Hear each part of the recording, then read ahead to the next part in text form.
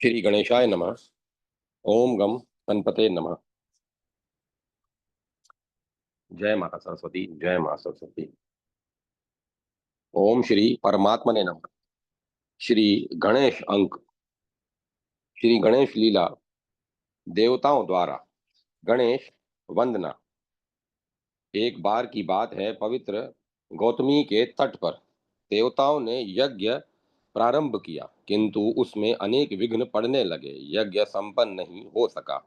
उदास होकर देवताओं ने ब्रह्मा और विष्णु से इसका कारण पूछा। दया में चतुरानन ने ध्यानस्थ सुर समुदाय ध्यानस्थ होकर उसके कारण का पता लगाया और फिर उन्होंने सुर समुदाय से कहा, इस यज्ञ में श्री गणेश जी विघ्न उपस्थित कर रहे हैं। इसी कारण यज्ञ सविधि संपन्न नहीं हो पा रहा है।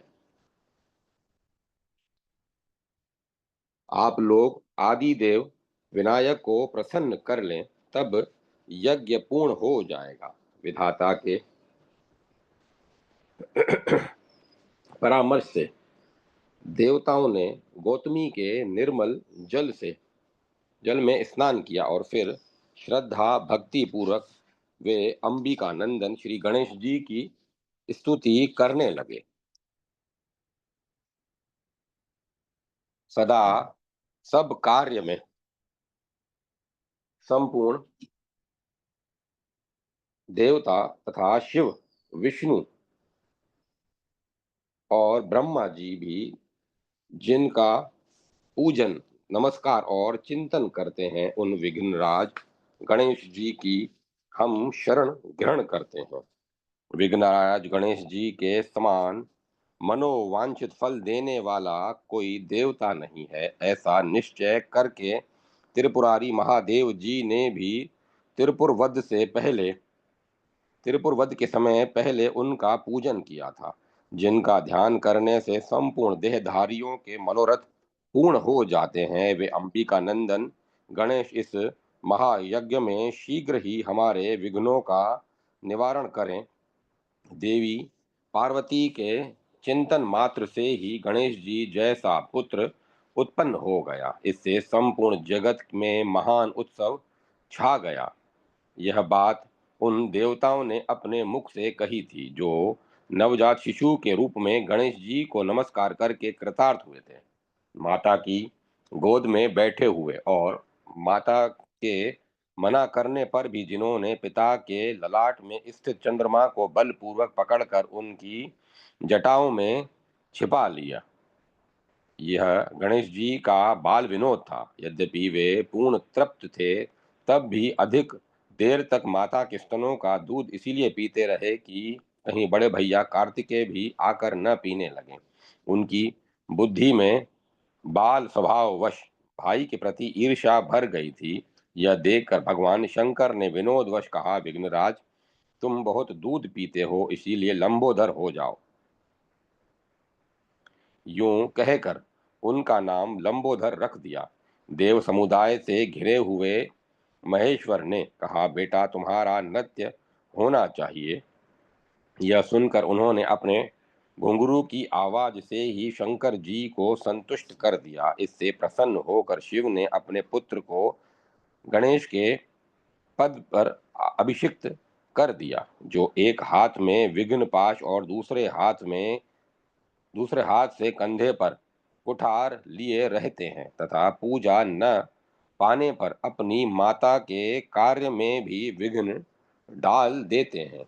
उन विघ्नराज के समान दूसरा कौन है जो धर्म, अर्थ और काम आदि में सबसे पहले पूजनीय है तथा देवताओं और असुर भी प्रतिदिन जिनकी पूजा करते हैं, जिनके पूजन का फल कभी नष्ट नहीं हो पाता जिनके पूजन का फल कभी नष्ट नहीं होता, उन प्रथम पूजनीय गणेश को हम पहले मस्तक नवाते हैं। जिनकी पूजा से सबको प्रार्थना के अनुरूप सब प्रकार के फल की सिद्धि दृष्टि गोचर होती है, जिन्हें अपने स्वतंत्र सामर्थ्य पर अत्यंत गर्व है, उन बंधु प्रिय मूषक वाहन गणेश जी की हम स्तुति करते हैं, जिन्होंने अपने सरस संगीत नृत्य समस्त मनोरथों की सिद्धि तथा मनो विनोद के द्वारा माता पार्वती को पूर्ण संतुष्ट किया है। उन अत्यंत संतुष्ट हृदय वाले श्री गणेश जी की हम शरण लेते हैं। देवताओं, अब तुम्हारा यज्ञ निर्विघ्न संपन्न हो जाएगा। सुर समुदाय के स्तवन से संतुष्ट होकर भगवान गजानन ने प्रकट होकर कहा, जो लोग इस स्तोत्र से मेरा स्तवन करेंगे वे दरिद्रता और दुख से बचे रहेंगे। इस तीर्थ में सो उत्साह सर सविधि स्नान दान करने वाले के कार्य में भी विघ्न उपस्थित नहीं होगा। आप लोग भी इसका समर्थन करें। भगवान लंबोदर के वचन से प्रसन्न होकर देवताओं ने उक्त पावन अविघ्न तीर्थ में तीर्थ के संबंध में तुरंत एक स्वर से कहा, ऐसा ही होगा। फिर देवताओं ने उल्लास पूर्वक यज्ञ पूर्ण कर लिया। अभिशप्त चंद्र। एक समय गणेश जी के द्वारा चंद्रमा को शाप प्राप्त हुआ था। गणेश पुराण की यह कथा संक्षेप में इस प्रकार है। एक बार की बात है, कैलाश के शिव सदन में लोक पितामह ब्रह्मा कर्पूर गौर शिव के समीप बैठे थे। उसी समय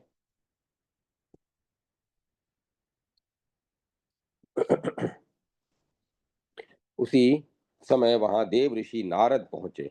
उनके पास एक अतिशय सुंदर और स्वादिष्ट अपूर्व फल था। उक्त फल देव ऋषि ने करुणामय उमानाथ के कर कमलों में अर्पित कर दिया।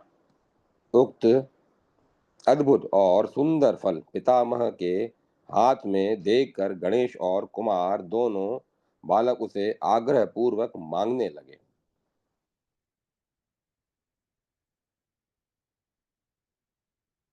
तब शिव ने ब्रह्मा से कहा, ब्रह्मन, देवऋषि प्रदत्त यह अपूर्व फल एक ही है और इसे गणेश एवं कुमार दोनों चाहते हैं। आप बताइए इसे किसे दूं? चतुर्मुख ने उत्तर दिया, प्रभु, छोटे होने के कारण एकमात्र फल के अधिकारी तो षडानन ही हैं। गंगाधर के गंगाधर ने फल कुमार को दे दिया, किंतु पार्वती नंदन गणेश सृष्टिकर्ता ब्रह्मा पर कुपित हो गए। लोक पितामह ने अपने भवन पहुंचकर सृष्टि रचना का प्रयत्न किया तो गजवक्त्र ने अद्भुत विघ्न उत्पन्न कर दिया। वे अत्यंत उग्र रूप में विधाता के सम्मुख प्रकट हुए। विघ्नेश्वर के भयानकतम स्वरूप को देखकर विधाता भयभीत होकर कांपने लगे। गजानन की विकट मूर्ति एवं ब्रह्मा का भय और कंप देखकर चंद्रदेव अपने गणों के साथ हंस पड़े। चंद्रमा का चंद्रमा को हंसते देख गजमुख को बड़ा क्रोध आया। उन्होंने चंद्रदेव की को तुरंत शाप दे दिया, चंद्र, अब तुम किसी के देखने योग्य नहीं रह जाओगे और यदि किसी ने तुम्हें देख लिया तो वह पाप का भागी होगा। गजकर्ण वहां से चले गए। चंद्रमा श्रीहत मलिन और दीन होकर अत्यंत चिंता पूर्वक मन ही मन कहने लगे, अणिमादि गुणों से युक्त जगत कारण कारण परमेश्वर के साथ मैंने मूर्ख की भांति दुराचार कैसे किया। मैं सबके लिए अदर्शनीय, वर्णहीन और अत्यंत मलिन हो गया। अब मैं पुनः कलाओं से युक्त सुंदर वंद्य एवं देवताओं के लिए सुखद कैसे हो सकूंगा। सुधाकर के अदर्शन से देवगण भी दुखित हुए। अग्नि और इंद्र आदि देवगण देव देव गजानन के समीप पहुंचकर उनकी भक्ति पूर्वक स्तुति करने लगे। देवताओं के स्तवन से प्रसन्न होकर गजमुख ने कहा, देवताओं, मैं तुम्हारी स्तुति से संतुष्ट हूँ, वर मांगो, मैं उसे अवश्य पूर्ण करूंगा। देवता बोले, प्रभु, आप चंद्रमा पर अनुग्रह करें, हमारी यही कामना है। गणेश ने कहा, एक वर्ष 6 मास या 3 मास के लिए चंद्रमा अदर्शनीय हो, या तुम्हें और कुछ अभिष्ट है? प्रभु गजानन की वाणी सुनते ही देवगण उनके चरण कमलों में दंडवत प्रणाम करने लगे। देवताओं मैं अपना वचन मिथ्या कैसे कर दूं, पर शरणागत का त्याग भी संभव नहीं है। महाप्रभु विकट ने विक, महाप्रभु विकट ने विकट परिस्थिति में देवताओं से कहा, सुमेरु अपना स्थान त्याग दे, सूर्य गिर पड़े, अग्नि शीतल हो जाए और सागर अपनी मर्यादा छोड़ दे, पर मेरा वचन असत्य नहीं हो सकता। तथापि तुम लोग मेरी बात सुनो। जो जानकर या अनजान में भाद्र शुक्ल चतुर्थी को गणेश भाद्र शुक्ल चतुर्थी को चंद्र का दर्शन करेगा, वह अभिशप्त होगा, इस उसे अधिक दुख उठाना पड़ेगा।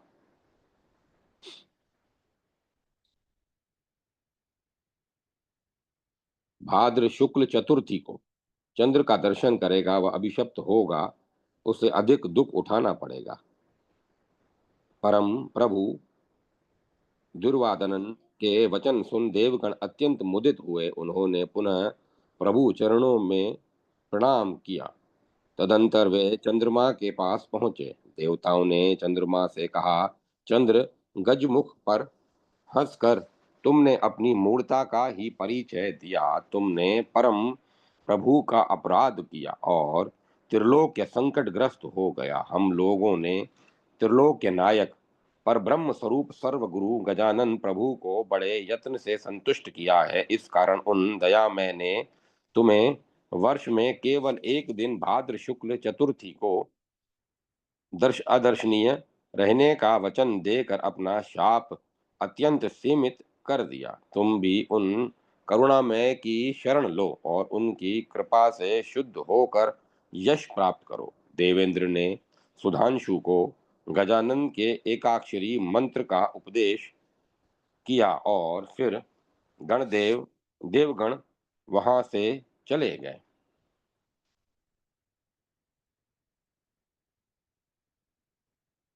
सुधाकर शुद्ध हृदय से परम प्रभु गजमुख की शरण हुए। वे पुण्यत्योया जानवी के दक्षिण तट पर उन सर्व सुखदायक प्रभु गजानन का ध्यान करते हुए उनके एकाक्षरी मंत्र का जप करने लगे।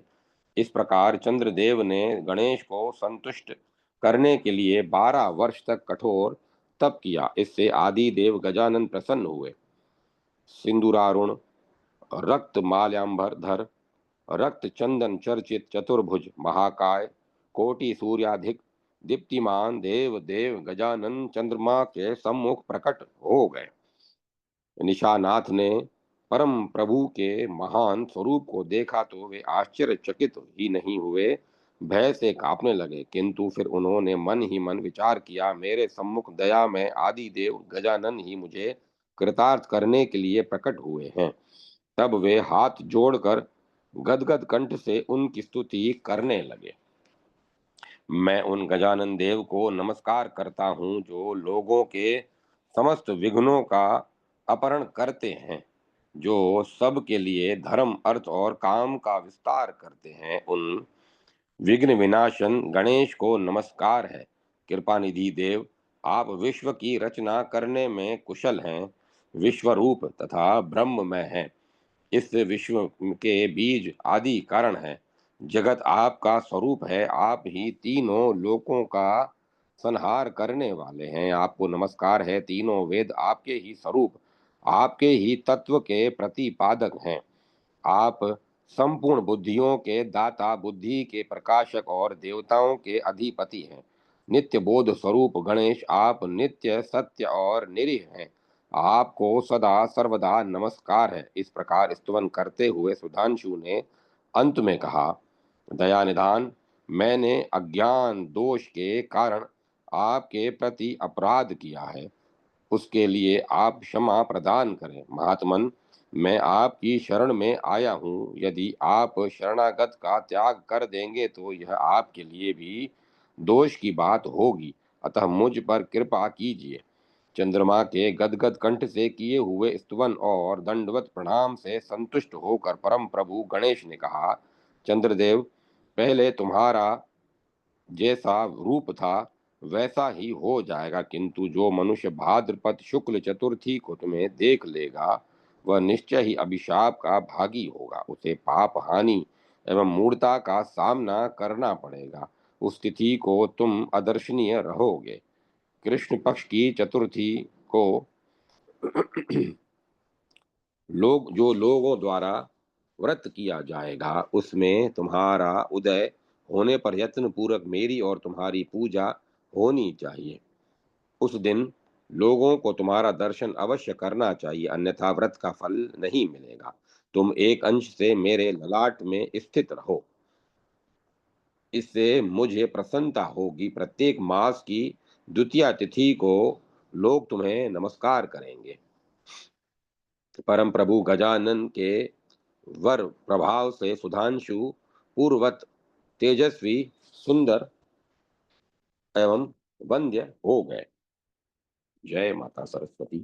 जय मां सरस्वती। श्री गणेश के विभिन्न अवतार।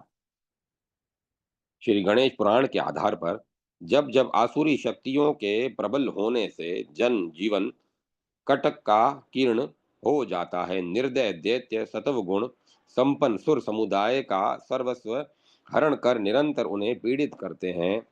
धराधाम पर सर्वत्र अनीति, अनाचार और दुराचार का साम्राज्य स्थापित हो जाता है। धर्म का ह्रास एवं अधर्म की वृद्धि होने लगती है। तब तब मंगल मोद निधान श्री गणेश दी भूभार हरणार्थ अवतार ग्रहण करते हैं। वे गुण तत्व विवेचक आदि देव गजमुख दैत्यों का विनाश कर देवताओं का अपरहत अधिकार उन्हें लौटाते हैं तथा प्रत्येक रीति से सधर्म की स्थापना करते हैं, जिससे समस्त प्राणियों को सुख शांति की अनुभूति होती है।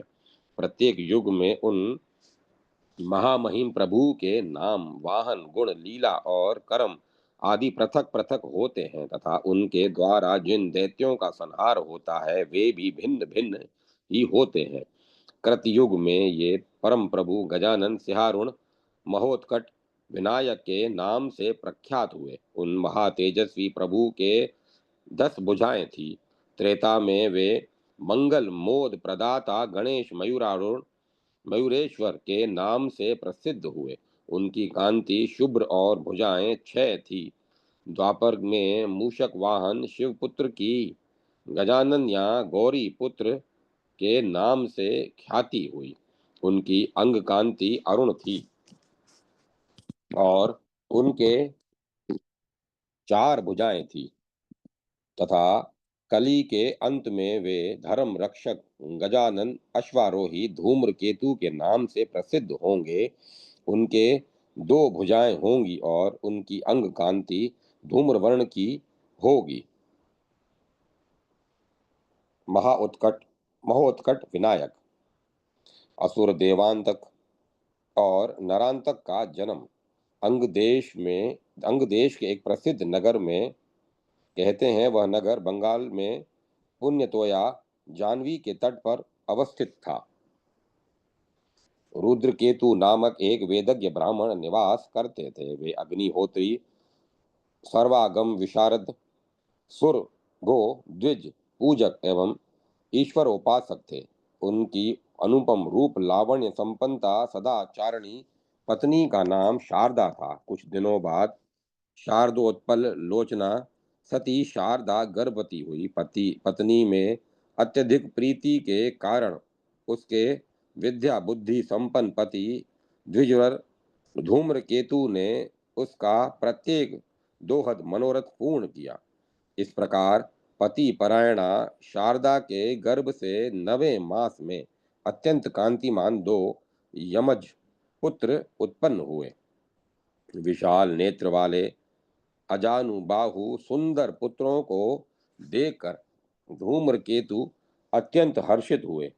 उन्होंने मन ही मन कहा, मेरा मनुष्य जीवन और मेरी तपस्या धन्य है। आज मेरा वंश धन्य हो गया, जो मुझे अलौकिक 2 पुत्र रत्नों की प्राप्ति हुई है। रुद्रकेतु ने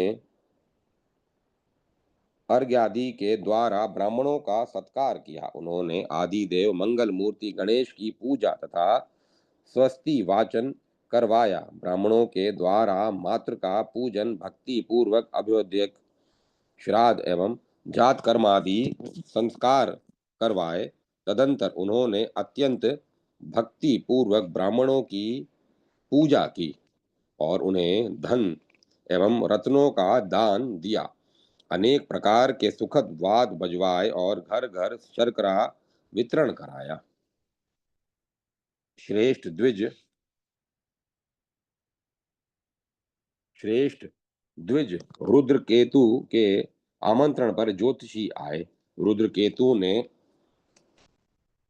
अर्घ्य आदि के द्वारा उनका सत्कार किया। देवज्ञों ने बालकों का नाम देवांतक और नरांतक रखते हुए कहा, निस्संदेह ये बालक परम पराक्रमी सिद्ध होंगे।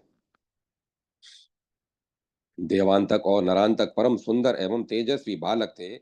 उनकी मनोहारिणी बाल क्रीड़ा से माता पिता मन ही मन मुदित होकर अपने भाग्य की सराहना करते। माता पिता की नहीं, उन दोनों बालकों की सुंदर मुखाकृति, सुंदर देह यष्टि एवं मनोहर मुस्कान देखकर सभी उनकी ओर आकृष्ट हो जाते थे। उनकी बाल क्रीड़ा मनोहर ही नहीं, साहसपूर्ण भी होती।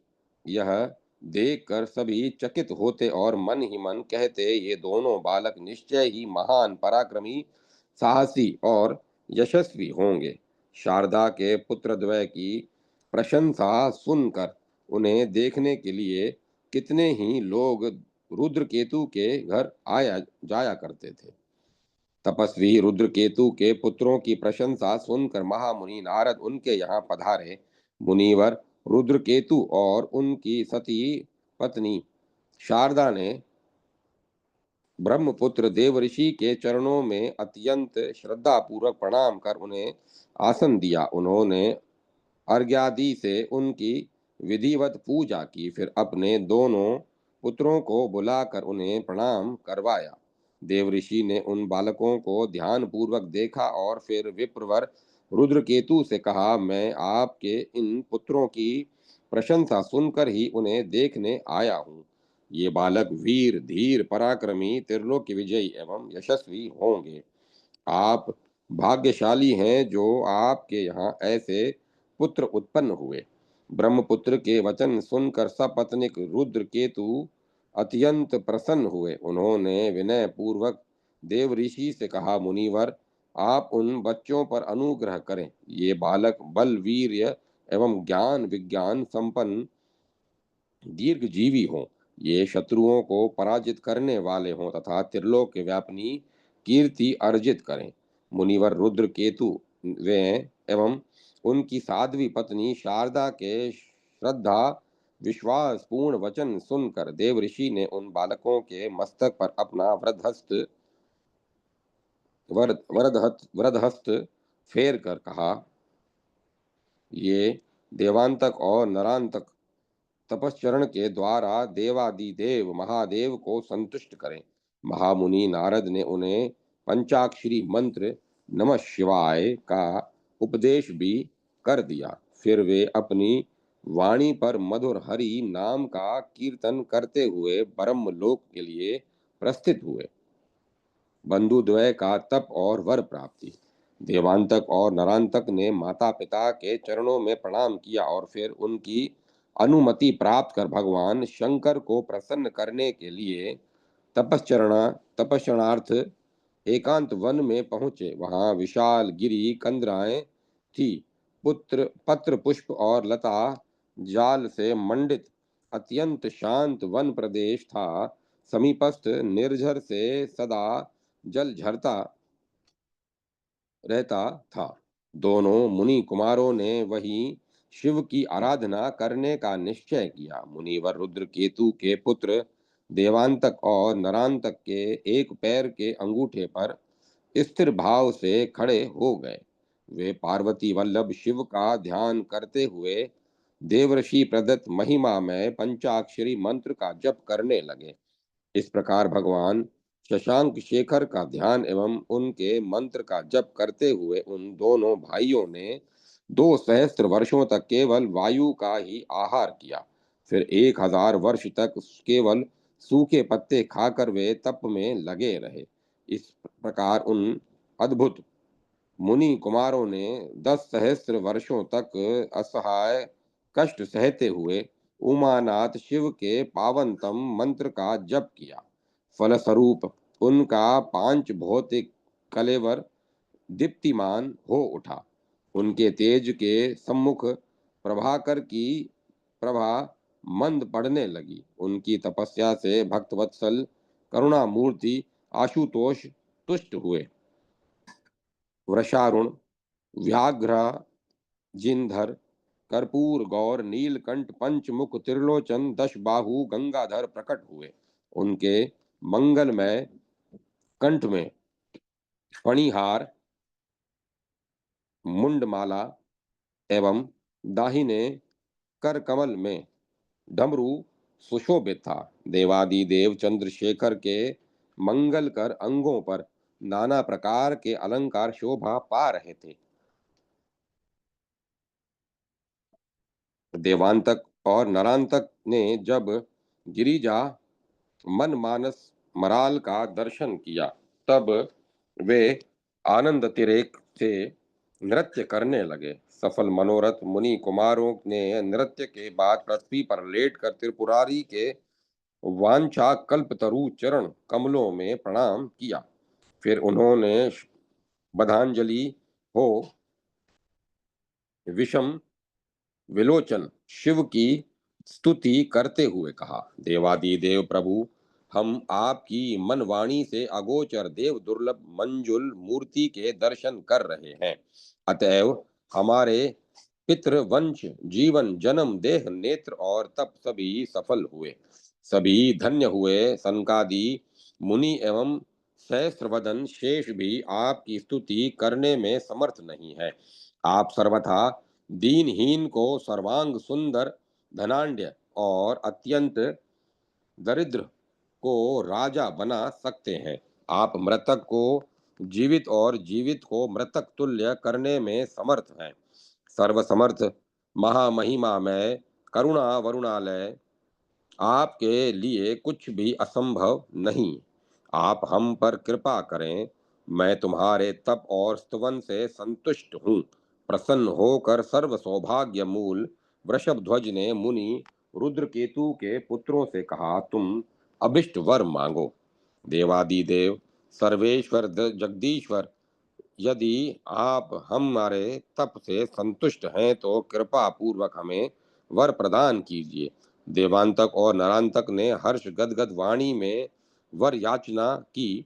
देव देवेंद्र, असुर, मनुष्य, यक्ष, राक्षस, पिशाच, गंधर्व, अप्सरा और किन्नरों से, सभी शास्त्रों से, पशु, ग्रह, नक्षत्र, भूत, सर्प, कृमि, कीट, विधाता रचित सृष्टि में किसी भी प्राणी से एवं वन या ग्राम में हमारी मृत्यु न हो। देवेश्वर, हम आप हमें त्रिलोक का क्या राज्य एवं अपने चरणों की सदृढ़ भक्ति प्रदान करें।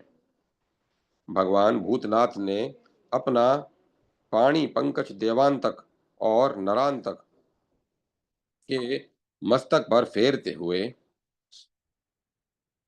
कहा, तुम्हारी सारी कामनाएं पूरी होंगी। तुम लोग त्रिलोकी पर शासन करते हुए सृष्टि के सभी प्राणियों से निर्भय रहोगे।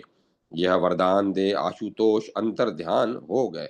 सफल मनोरथ देवांतक और नरांतक घर लौटे। उन्होंने अपने माता पिता के चरणों में प्रणाम कर उन्हें अपने तप, शिव दर्शन एवं वर प्राप्ति का विवरण सुनाया। तुम लोगों ने अपने जीवन को पवित्र एवं कुल को यशस्वी किया। पुत्रों के मस्तक सूंघकर पिता ने उन्हें अपने अंक में भर लिया। हर्ष विहल मुनि रुद्र केतु एवं उनकी पति परायणा सहधर्मिणी शारदा ने ब्राह्मणों एवं तपस्वियों को आदर पूर्वक आमंत्रित कर उनकी पूजा की। उन्हें सुंदर सुस्वादु भोजन कराकर उनके अनेक प्रकार की बहुमूल्य दक्षिणा प्रदान की। ब्राह्मणों ने प्रसन्न होकर रुद्र केतु के यशस्वी पुत्रों को आशीर्वाद दिया और ब्राह्मण दंपति की प्रशंसा करते हुए अपने अपने आश्रमों के लिए प्रस्थित हुए। भुजगेंद्रहार शिव के वर प्रभाव से त्रिलोक के विजयी देवांतक और नरांतक अत्यंत शक्तिशाली और पराक्रमी हो गए। एक दिन देवांतक ने भक्ति पूर्वक ब्राह्मणों की पूजा की, उन्हें पुष्कल दक्षिणा से संतुष्ट कर उनका आशीर्वाद प्राप्त किया। फिर उसने अपने भाई नरांतक से कहा, भगवान शंकर के वरदान से मैं स्वर्ग पर विजय प्राप्त करने जाता हूँ। तुम मृत्यु लोक और पाताल को अपने अधीन कर लो। देवांतक शुभ दिन और शुभ मुहूर्त देखकर अमरावती पर जा चढ़े। वहां पर नंदन वन को नष्ट करने लगा वहां वह नंदन वन को नष्ट करने लगा। देवताओं ने उससे युद्ध किया, पर वे सभी पराजित हो गए। स्वयं वज्रायुध शचीपति ने उनका सामना किया, किंतु देवांतक के पौरुष के सम्मुख वे टिक नहीं सके। उनका कठोर वज्र खंडित हो गया। सुरेंद्र ने यत्न पूर्वक प्राण रक्षा की। देवताओं ने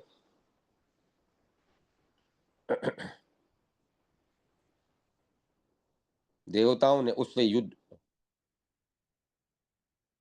देवताओं ने भागकर सुमेरुगिरी ग्रह में शरण ली। वे कंदमूल का आहार करते हुए दुख पूर्वक जीवन व्यतीत करने को विवश हुए। पृथ्वी से असंख्य असुर स्वर्ग पहुंचे। उन असुरों एवं अधीनस्थ सुरों को देवांतक ने धन और अलंकार प्रदान किए। अनेक तीर्थों से जल आए। शंख, भेरी, दुंदुभि और मृदंगादि वाद बजने लगे। ऋषियों ने मंत्र पाठ करते हुए वीरवर देवांतक को स्वर्गाधिप पद पर अभिषिक्त किया। इधर असुर सैन्य लेकर नरांतक ने पृथ्वी के नरपतियों पर आक्रमण किया। कितने नरेश पराक्रमी असुर के हाथों मारे गए और कितने राजाओं ने उन उसकी शरण ग्रहण की। प्रबल असुर के आतंक से कितने नरपाल अपना राज्य छोड़कर यत्र तत्र पलायित हो गए। समुद्र पर्यंत संपूर्ण भूमंडल नरांतक के अधीन हो गया। ऋषि मुनियों ने यज्ञ और स्वाध्याय छोड़कर पर्वतों की गुफाओं में आश्रय लिया। तदंतर नागलोक पर विजय प्राप्त करने के लिए नरांतक ने असुरों की युद्ध कुशल वीरवाहिनी और कूटनीति के में दक्ष एवं परम धूर्त कपट शिरोमणि असुरों को भेजा। असुरों ने गरुड़ का वेश धारण किया और नागलोक में उपद्रव प्रारंभ कर दिया। असंख्य वीर नाग काल कवलित हुए। नागलोक त्रस्त हो गया। नाग पत्नियां क्रंदन करने लगी। इससे विवश होकर नागलोक ने नरांतक की अधीनता स्वीकार की। सहस्त्र फणधारी शेष नाग ने नरांतक को वार्षिक कर देना स्वीकार किया। नरांतक ने एक वीर दैत्य को नागलोक का अधिपति बनाया। उससे उसने संपूर्ण पाताल में घोषणा की, असुर शासन में सभी नाग शांति पूर्वक रहें। किसी भी नाग के द्वारा नियमोल्लंघन होने पर संपूर्ण नाग जाति दंडित होगी। भूतल और रसातल में नरांतक के शासन का संवाद प्राप्त कर देवांतक अत्यंत पुलकित हुआ और अपने भाई के स्वर्गाधिप होने के समाचार से नरांतक की प्रसन्नता की भी सीमा न रही। असुर भ्रातृद्वय त्रिलोक का निष्कटक राज्य करने लगे। देवांतक स्वर्ग की स्वर्ग की दुर्लभ बहुमूल्य वस्तुओं का प्रेमोपहार पृथ्वी पर अपने भाई के पास भेजता और नरांतक भूतल और रसातल की उत्तमोत्तम सामग्रियां अपने स्वर्गाधिप बंधु के पास भेजते भेजता रहता। इस प्रकार देवांतक और नरांतक का सर्वत्र एक छत्र साम्राज्य स्थापित हो गया। देवता, तपस्वी, ऋषि मुनि एवं सदाचारी ब्राह्मण यत्र तत्र अत्यंत कष्टपूर्वक जीवन निर्वाह कर रहे थे। महोत्कट का प्राकट्य। महामुनि कश्यप सृष्टा के मानस पुत्र थे। वे अत्यंत बुद्धिमान, पुण्यात्मा, धर्मशील, तपस्वी, संयतेंद्रिय, कारुणिक, दुख शोक व मर्दन, भूत भविष्य एवं वर्तमान के ज्ञाता, वेद वेदांत शास्त्रों के निष्णात, सर्वशास्त्रार्थ तत्वज्ञ एवं मनोनिग्रही थे। उनकी परम पवित्रता उनकी परम पतिव्रता पत्नी अदिति समस्त शुभ लक्षणों से संपन्न एवं अदीना थी। अद्भुत शीलवती होने के कारण वे महर्षि कश्यप के वे महर्षि कश्यप की विशेष कृपा भाजन थी। अनुपम गुण गुण संपन्ना अदिति की उन्हीं अनुपम गुण संपन्ना अदिति की कोख से इंद्रादि देव उत्पन्न हुए थे। माता अदिति अपने देव पुत्रों के पराभव एवं यातना से मन ही मन चिंतित दुखी रहने लगी। एक बार की बात है, महर्षि कश्यप अग्निहोत्र कर चुके थे। सुगंधित यज्ञ धूम आकाश में फैला हुआ था। उसी समय पुण्यमयी अदिति पति के समीप पहुंची। परम तपस्वी पति कश्यप के चरणों में प्रणाम कर उन्होंने निवेदन किया, स्वामिन, साध्वी स्त्रियों के लिए पति के बिना कोई गति नहीं, अतएव मैं कुछ निवेदन करना चाहती हूँ। यदि आप आज्ञा प्रदान करें तो प्रार्थना करूं। कल्याणी, तुम्हारे मन में जो कुछ हो निसंकोच कहो। महर्षि कश्यप ने स्नेह सिक्त वाणी में उत्तर दिया, इंद्रादि देवगणों को तो मैंने पुत्र रूप में प्राप्त किया है। साध्वी अदिति ने अपने पति महर्षि कश्यप से विनय पूर्वक कहा, किंतु पूर्ण परात्पर सचिदानंद परमात्मा मेरे पुत्र रूप से प्राप्त हो और मैं उनकी सेवा करूं, यह कामना मेरे मन में बार बार उदित हो रही है। वे परम प्रभु किस प्रकार मेरे पुत्र होकर मुझे कृतकृत्य करेंगे, आप कृपा पूर्वक बतलाने का कष्ट कीजिए। प्रिय, ब्रह्मादि देवताओं और श्रुतियों के लिए भी अगोचर निर्गुण निरहंकार निष्काम निर्विकल्प माया के आधार मायातीत माया विस्तारक कार्य कारण कारण करुणामय कठोर प्रभु कठोर तपश्चरण के बिना साकार विग्रह कैसे धारण करेंगे। अपनी पतिव्रता पत्नी की सर्वोत्तम कामना से अतिशय प्रसन्न होकर महर्षि कश्यप ने उत्तर दिया, देव, यह पवित्रतम अनुष्ठान में किस प्रकार करूं। सती अदिति ने सोहलास सोहलास पूछा, किसका ध्यान और किस मंत्र का जप करूं। महर्षि कश्यप ने अपने प्रिय पत्नी अदिति को विनायक का ध्यान, उनका मंत्र और न्यास सहित पुनश्च पुरस्चरण की पूरी विधि विस्तार पूर्वक बता दी और उन्हें इस उपासना के लिए प्रोत्साहित भी किया। महाभागा अदिति अत्यंत प्रसन्न हुई। उन्होंने अपने परम पवित्र तपस्वी पति के चरणों में साष्टांग प्रणाम किया, अत्यंत आदर पूर्वक उनकी पूजा की, फिर उनकी आज्ञा प्राप्त कर कठोर तप करने के लिए प्रस्थित हुई। देव माता अदिति एकांत शांत अभय अरण्य में पहुंची। वहां उन्होंने स्नान कर शुद्ध वस्त्र धारण किए। पवित्र आसन पर बैठकर उन्होंने अपने मन और इंद्रियों का निरोध कर लिया। फिर सविधि न्यास कर देवादि देव विनायक का ध्यान करती हुई प्रीति पूर्वक उनके मंत्र का जप करने लगी। भगवती अदिति देव देव विनायक के ध्यान और जप में अत्यंत तन्मय हो गई। वे जप ध्यान परायणा देव माता अदिति सर्वथा निराहार रहती थी। केवल वायु पर उनका शरीर टिका हुआ था। उनकी उस कठिन तपस्या के प्रभाव से वन के समस्त प्राणी अपना स्वाभाविक वैर भाव त्याग निर्वैर हो गए। पता नहीं माता अदिति क्या चाहती हैं, सोचकर देवता भयभीत होने लगे। इस प्रकार उन्हें कठोर तपश्चरण का दुस्सह कष्ट सहते हुए 100 वर्ष व्यतीत हो गए।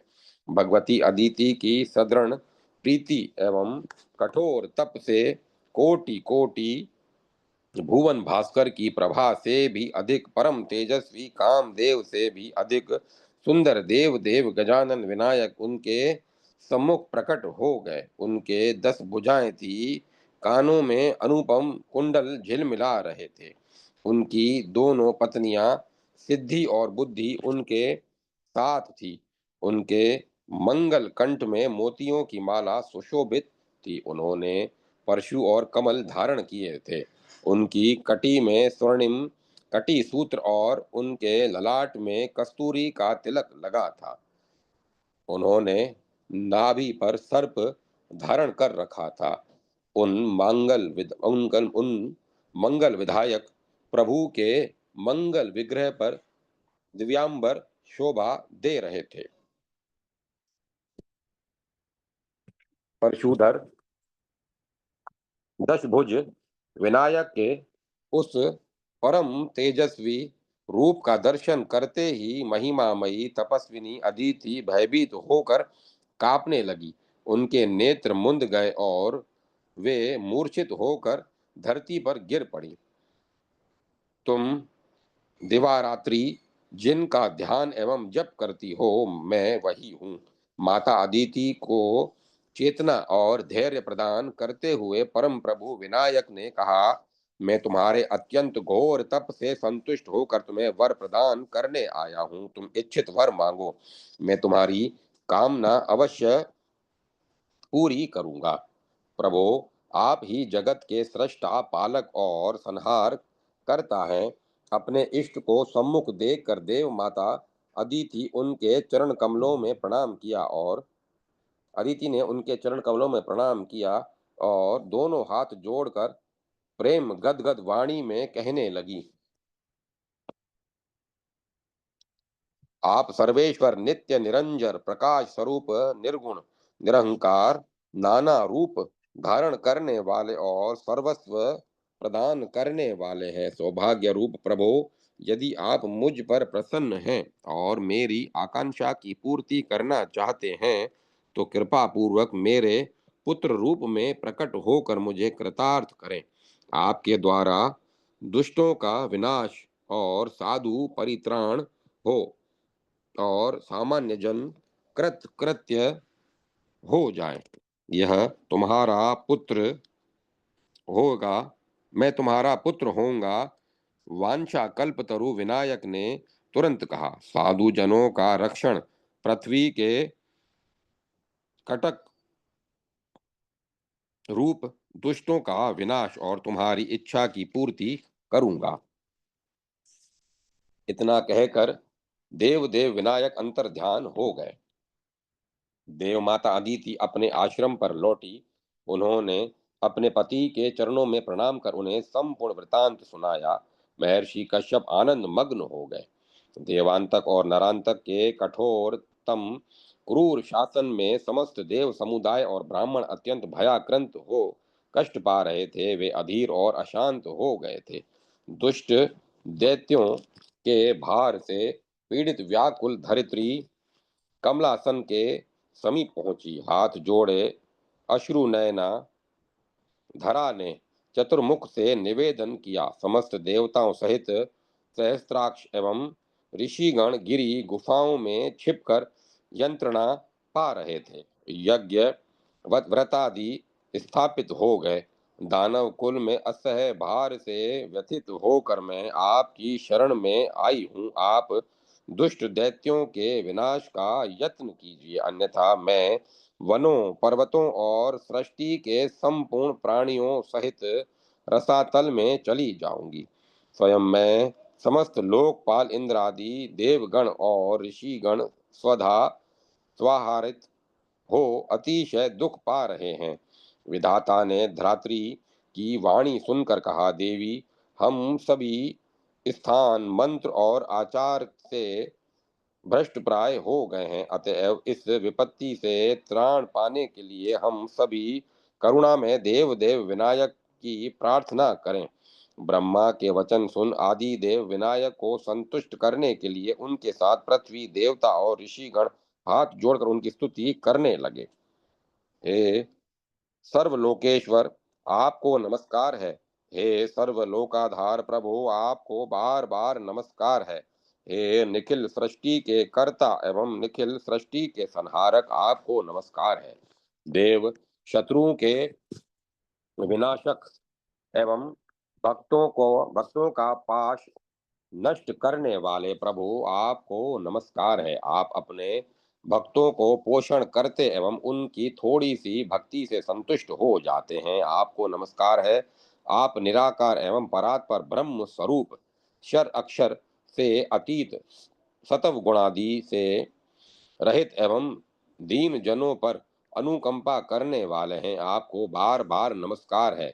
आप निरामय संपूर्ण कामनाओं से पूर्ण निरंजन संपूर्ण दैत्यों का दलन करने वाले नित्य सत्य परोपकारी और सर्वत्र समरूप से निवास करते हैं, आपको हमारा बार बार नमस्कार है। इस प्रकार स्तुवन करते हुए देवता और मुनियों ने दुख से अत्यंत व्याकुल होकर पुनः विनायक की स्तुति करते हुए कहा। देव संपूर्ण जगत हाहाकार से व्याप्त एवं स्वधा और स्वभा से रहित हो गया है। हम सब पशुओं की तरह सुमेरु पर्वत की कंदराओं में रह रहे हैं, अतएव हे विश्वम्भर, आप इन महादैत्यों का विनाश करें। इस प्रकार करुणा प्रार्थना इस प्रकार करुण प्रार्थना करने पर देवताओं और ऋषियों ने आकाशवाणी सुनी। संप्रति देव देव गणेश महर्षि कश्यप के घर में अवतार लेंगे और अद्भुत कर्म करेंगे। वे ही आप लोगों को पूर्व पद भी प्रदान करेंगे। वे दुष्टों का संहार एवं साधुओं का पालन करेंगे। देवी, तुम धैर्य धारण करो। आकाशवाणी से आश्वस्त होकर पद्म योनि ने मेदनी से कहा, समस्त देवता पृथ्वी पर जाएंगे और निस्संदेह महाप्रभु विनायक अवतार ग्रहण कर तुम्हारा कष्ट निवारण करेंगे। पृथ्वी देवता और मुनिगण विधाता के वचन से प्रसन्न होकर अपने अपने स्थानों को चले गए। ओम नमः शिवाय। ओम नमो भगवते वासुदेवाय। ओम नमो नारायण। जय माता सरस्वती, जय माता सरस्वती, जय जगत जननी माता भवानी, जय अम्बे महारानी। ओम तत्सत, ओम तत्सत, ओम तत्सत। अब कथा को यहाँ विराम दिया जाता है। ओम तत्सत, ओम तत्सत, ओम।